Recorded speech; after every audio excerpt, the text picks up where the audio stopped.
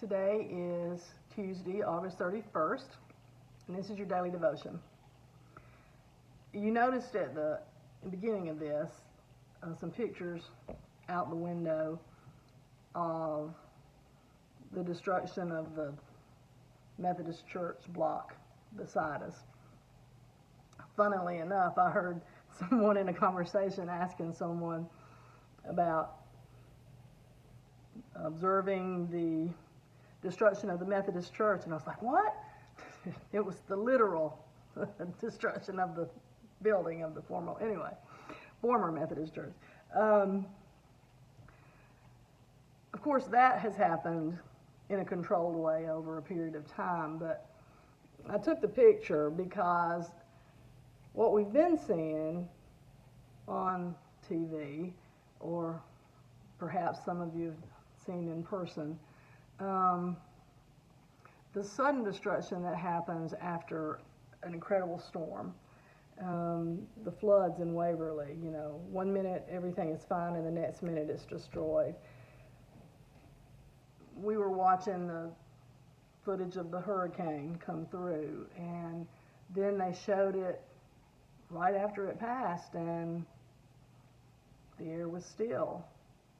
It wasn't raining, but the destruction was there. And I was reminded of how it was when we went through the hurricane. Hugo, you have all of this build up and this fear, and then suddenly from blue sky to clouds in just not very long, you have this horrible swirling storm, and then the next morning the sun comes out and the birds sing.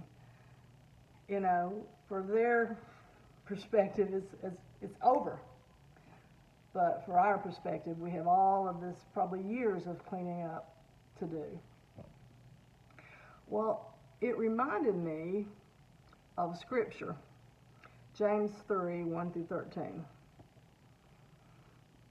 If we put bits into the mouths of horses and make them obey us, we guide their whole bodies. Or look at ships, though they are so large that it takes strong winds to drive them, yet they are guided by a very small rudder wherever the wheel of the pilot directs. So also the tongue is a small member, yet it boasts of great exploits. How great a forest is set ablaze by a small fire, and the tongue is a fire. The tongue is placed among our members as a world of iniquity. It stains the whole body, sets on fire the cycle of nature, and is itself set on fire by hell.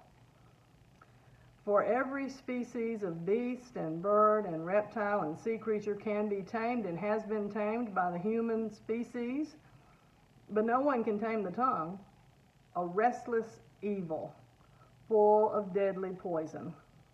With it we bless the Lord and Father, and with it we curse those who are made in the likeness of God. From the same mouth come blessing and cursing.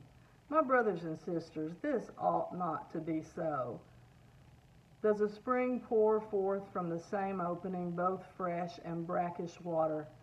Can a fig tree, my brothers and sisters, yield olives or a grapevine figs?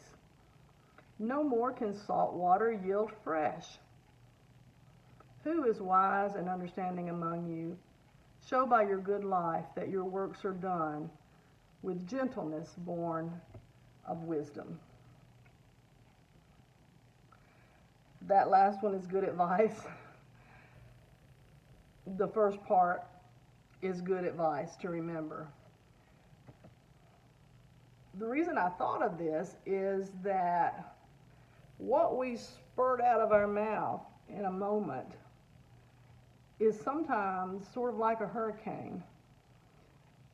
Pretty quickly our tirade is over, or maybe just our ugly words are past, or whatever comes out of our mouth that we can't take back is out there. And then it's over. But then we have to deal with the consequences. And the scripture talks about those consequences. What we say matters. What we type with our thumbs, it does matter. Maybe if we put this in modern, very modern language, you would say a restless evil is the tongue and also the thumbs on the keypad and social media. Be careful of the storms and the destruction that can happen so quickly with hurtful words or unwise words. It's like a hurricane that blows through and then it's over,